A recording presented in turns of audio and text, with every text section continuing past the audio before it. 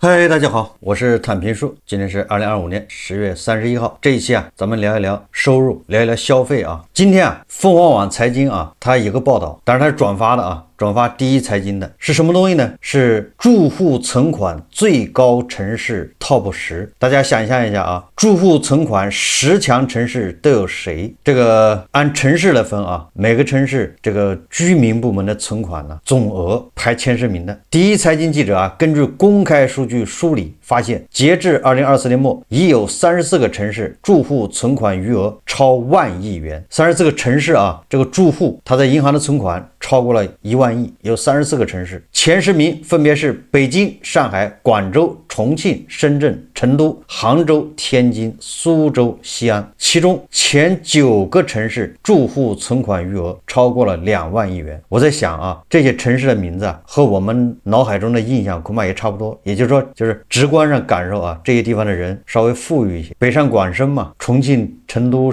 杭州嘛，在苏州、西安没毛病需要说明的是，前10名城市中，苏州存款余额为去年年末金融机构本外币住户存款余额，其他城市均为去年年末金融机构人民币住户存款余额。住户存款大家都知道的，反正就是我们俗称就是个人吧，老百姓存在金融机构里的钱，主要是银行当然他这个把那个表内理财也算，不光是银行的活期、死期就是定期还有表内理财它也算存款。数据显示北京、上海、广州3城住户存款余额继续位居前3，说明广州人还是很有钱的因为在我们的印象里面，现在深圳排在广州前，甚至连杭州都要吊打广州。但是你看住户存款广州还是排第3的，说明广州这个老钱多底子厚其中北京市去年年末人民币住户存款余额超7万亿元，位居第一。上海市人民币住户存款余额超6.4万亿，位居第2。那整体来看，京沪两地住户存款余额处于第一梯队，在各城市中遥遥领先。这个两地作为强一线城市，现代服务业、高新技术产业、新兴产业十分发达，总部经济突出，高薪岗位多，吸引了大量人才聚集。例如近年来我国收入最高的3个行业分别是信息传输软件和信息技术服务业，这是第一个行业。第二个是金融业，第3个是科学研究和技术服务业。京沪是这些高收入行业最集中的地区，居民的收入高，住户存款也比较多。京沪之后，广州、重庆、深圳去年年末住户存款余额均超过3万亿元，分列3到5位。成都、杭州、天津、苏州住户存款余额处于2万亿梯队。西安去年年末住户存款达到了1.85万亿，位居第10。这个是每个城市总体的一个规模。那人均呢？从人均存款来看，第一财经记者统计的34个住户存款余额超过1万亿的城市中，有14个城市人均存款超过了16万元，其中有3个城市超过了20万元大关，即北京、上海和杭州。人均排前3名的是北京、上海、杭州。3城人均住户存款分别达到了32.2万元、25.8万元和20.2万元，也就是北京人均存款是32万，北京无论是总额还是人均都排第一，人均32万呢，这是存款为什么要说这个呢？实际上就是这是第一财经它统计的。那北京市无论是总额还是人均，毫无疑问毫无争议都排第一。正好这个北京商报它前天也刊登了一篇文章，它这个文章主要是介绍北京的哪些岗位收入高，这个我觉得可以做个参考。刚才说这个北京的高薪收入，什么信息传输、信息对吧，还有科研、金融业是高薪行业，这个是北京商报刊登的北京发布最新人力资源市场薪酬报告，这个对我们未来对吧，尤其是这个年轻人选行业、选职业的时候可以作为一个参考。10月28日，北京市人力资源和社会保障局发布2025年北京市人力资源市场薪酬报告数据。这个报告从重点产业、群体、岗位等不同维度对本市薪酬水平展开分析。3季度北京市经济运行稳中有进，消费市场持续回暖，整体薪酬水平保持平稳。说3季度北京服务型消费持续升温，为数字文旅行业注入增长动力，同时伴随人工智能加速赋能产业升级，推动前沿技术岗及复合型岗位薪酬走高。VR、AR 开发工程师凭借前沿技术属性，薪酬中位数VR、AR 行业的工程师薪酬的中位数是33157元每月。文旅 IP 运营经理等复合型人才需求旺盛，薪酬中位值达到了23517元。在人才群体方面，专业技术人才薪酬延续稳步增长态势，月平均薪酬中位值达到了13073元每月。在人工智能政策深化落地与高精尖产业扩展的双重驱动下，高端技术人才薪酬水平保持稳健增长态势。AI 大模型架构师、深度学习研究员、自然语言处理工程师等高端技术岗位薪酬走高，薪酬中位值均超过42000元每月。智能高端制造行业机器人、系统工程师、航天系统工程师薪酬中位数均超过27000元每月。这个薪酬水平统计口径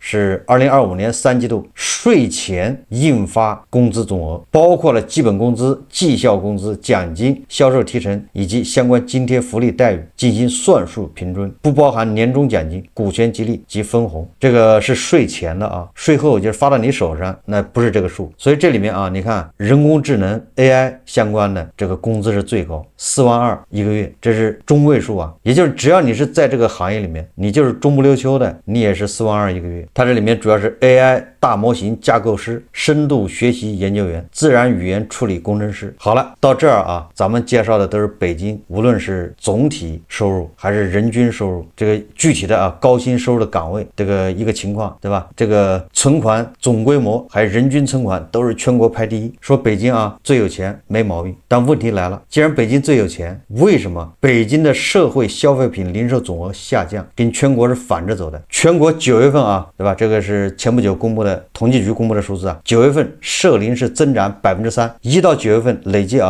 就是同比增长4.5%，这是全国。但是北京作为全国最有钱的地方，人均最富的地方，人均存款30万嘛，北京9月份社零同比下滑5.4%，今年1到9月份累计社零数据下滑是5.1%，而且9月份是在2024年同月份已经下滑6.2%的基础上进一步下探，也是去年9月份本来已经来了一个大幅度下跌了，今年在去年大幅度下跌的基础上再来一个大幅度下跌。也就是作为全国最有钱的北京，为什么消费这么低迷？是哪儿的数据错了？要么就是说北京最有钱这个错误的，北京恐怕比较穷，所以它社零下降很正常；要么就是全国其他地方社零增长，这个数要打个问号。为什么呢？你其他地方都没有北京有钱，你怎么还花钱还大手大脚呢？还那么敢消费呢？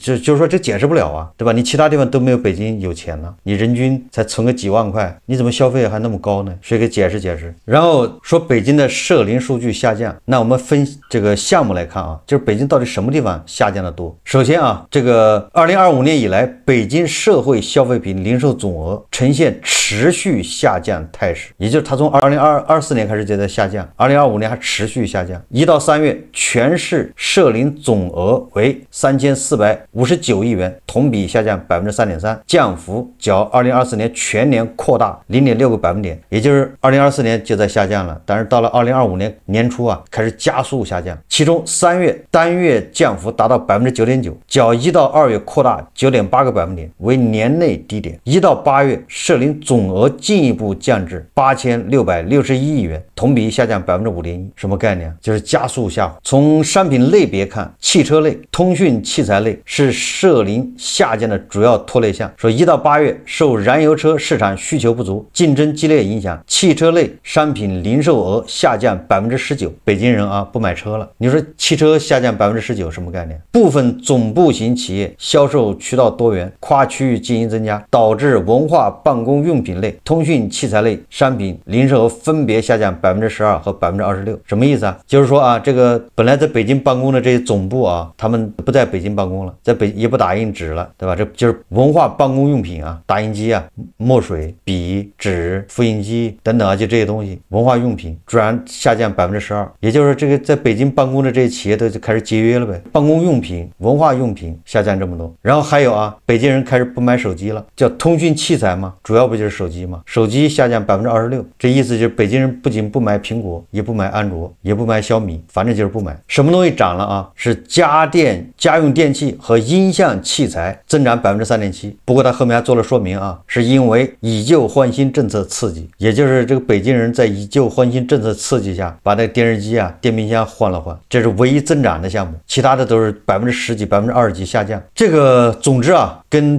北京对吧？这个存款全国第一，人均存款33万也是全国第一，这个总之是矛盾的地方。那有人就说了，那是因为他不花钱，所以他存得多。你看北京人他不花钱了吗？啥都不买，玩命的存钱，所以他存的第一，也可以这么解释啊。反正就是不花钱嘛。为啥北京人不花钱了呢？对吧？这个我们在以前节目也介绍过。你不光是从这个数据啊，你比如说这个北京的这个餐馆，整个的上半年不赚钱，规模以上的宾馆、酒店呢，对吧？整个上半年一共我记得有个数据啊，就是每家赚的钱正好够多请一个人，变成这么惨。这是住宿企业的吧？餐馆倒闭的呢，就是比比皆是啊。北京这个奔驰、宝马 4S 店跑路，你看看这个数据能印证上啊。你看这个1到9月份呢，汽车销量是对吧下降19%啊，汽车类用品啊，包括汽车，那你说那 4S 店能干得下去吗？ 4S 店跑路那是正常。9月份对吧？统计局的数字啊，是不是北京的楼市开始补跌？二手房虽然成交量大了，但是价格下降更快，对吧？这些数字实际上都互相验证的。如果说北京的数字都是准确的啊，人均存款33万，然后这些消费他也不消费，这个社零数据下降这么快，那说明什么问题呢？所以说啊，这个北京的人均存款是最高，北京的总的存款最高，但是北京的社零数据惨不忍睹。但是反过来其他地方对吧，存款并不那么高，人均也不是那么富有，但是居然消费还在增长，总感觉哪儿不对，对吧？如果说其他地方消费都在增长，那我们再看看啊，个别行业有多惨。今天啊，有人把这个第3季度酒类上市企业业绩汇总，就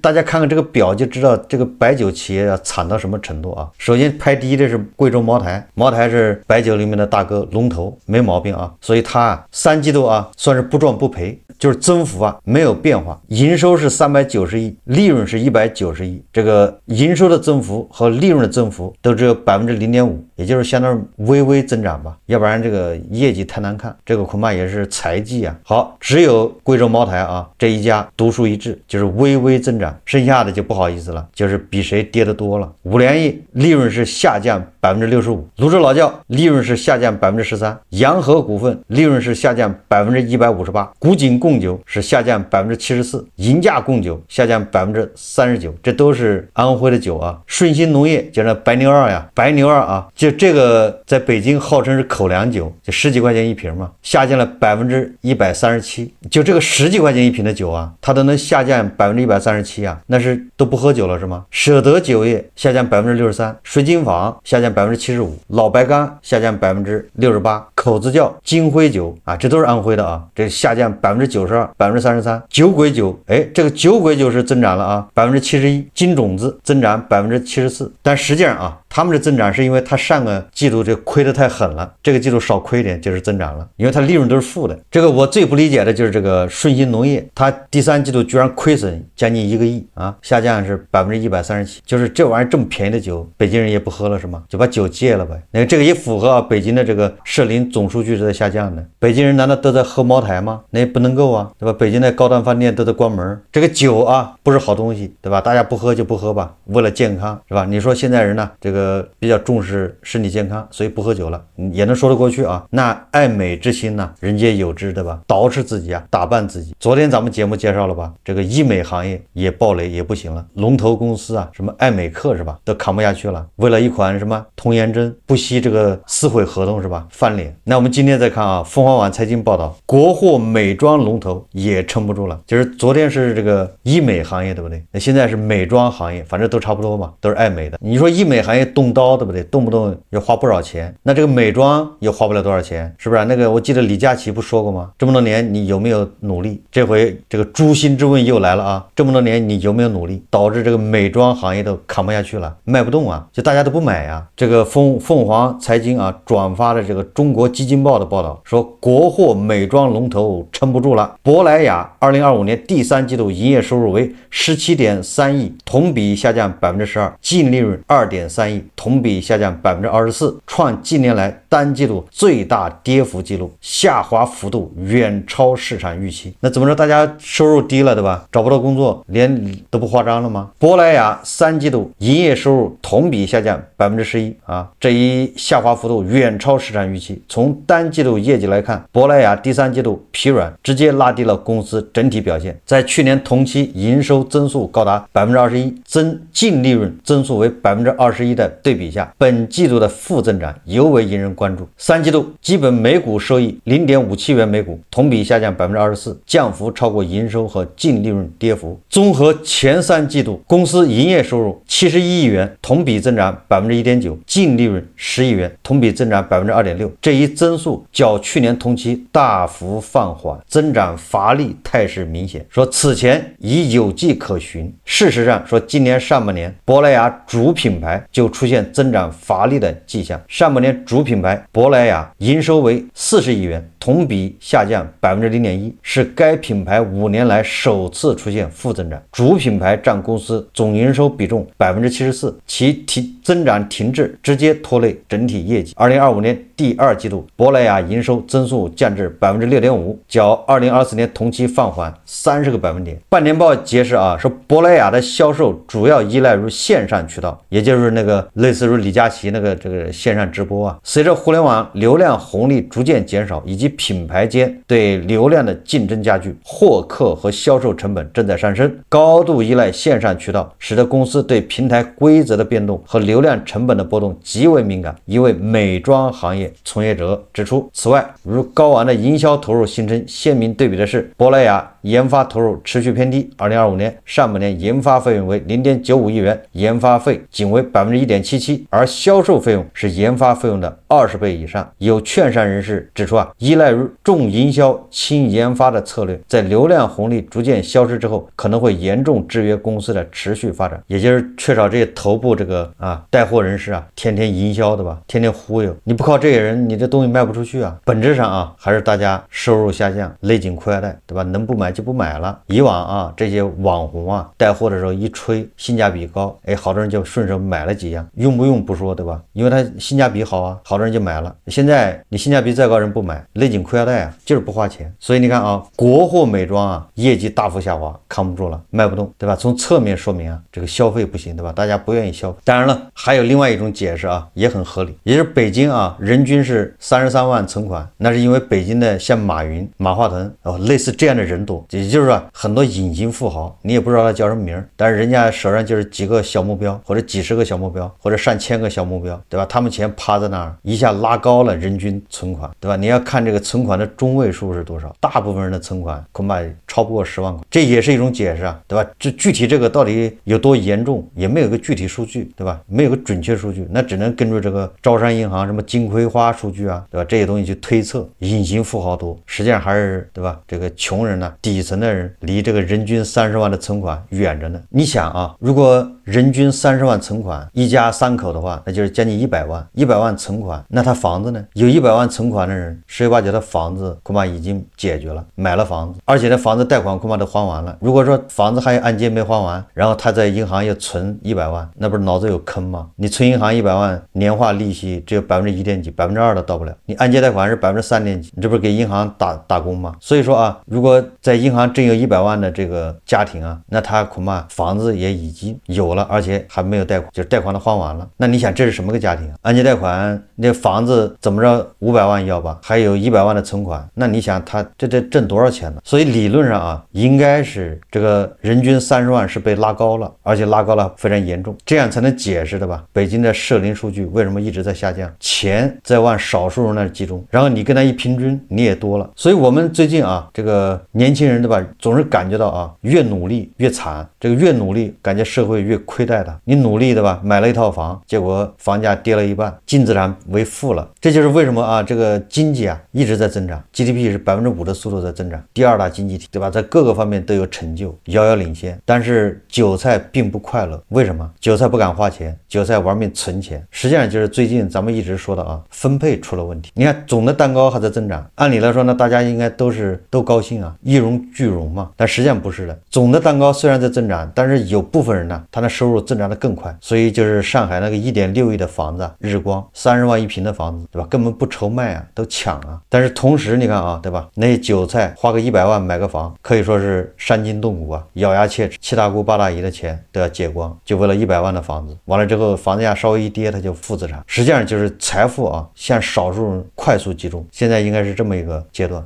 这就是为什么你看啊，公布的这数据都挺好看的，但是大家体感是越来越差。只有一种解释啊，就是蛋糕的一大块被某些人分走了，而这个分走还不是市场经济分走的，对吧？不是说市场手段啊，这些分走很有可能都是权钱交易啊。如果是市场经济，对吧？那这个他分的越多，韭菜也会跟着后面吃点渣渣，一定会这样的。如果是权钱交易，那人家整个的连锅端走了，你连汤都喝不着，不就这么个道理吗？所以这个网上啊有传言呢，说是张卫银说的，他不一定啊，就是这传言是张卫银说的，就当做是张卫银说的吧。他说啊，整个社会创造的财富只要有30%分给90%以上的普通人，就是把整个社会这个蛋糕啊30%分给90%的这个底层人呢。张卫银说啊，说所有人都能过上中产的生活。那反过来理解就是我们现在还没过上中产的生活，那说明这个连30%的都没分到，对吧？这个蛋糕的绝大部分大头拿走了，或者是权贵拿走了。要是有50%分给90%以上的普通人，所有人都能够有足够的底气去追逐自己的理想。要是有70%的分给90%以上普通人，所谓的共产主义社会大概也就如此。但现实是有那么一小撮人分走了90%，所以说这实际上就是分配的问题。在分配过程中啊，有一小撮人为了分得更多，他还造成严重的浪费。那他怎么分呢？他不能直接拿走吧？所以他就变成各种工程嘛，对吧？各种项目，通过这些项目，他就唐僧肉，他分钱。完了这个项目也造成浪费，还不如说把这钱蛋糕他直接对吧拿走这么多，别浪费。他为了贪那1000万，他要花1个亿，当然1个亿花出去之后全部浪费掉了，他就为了贪他那1000万，那你说给社会造成的损失有多大？你还不如说老老实实把这1000万分给他算了，别费劲。所以说这一期节目啊，就是我根据这个第一财经啊、凤凰网他们的报道，对吧？北京市是这个存款是最多的，而且人均存款也是最多，但是啊，社零数据却是持续下降，这个反常现象，对吧？没法解释。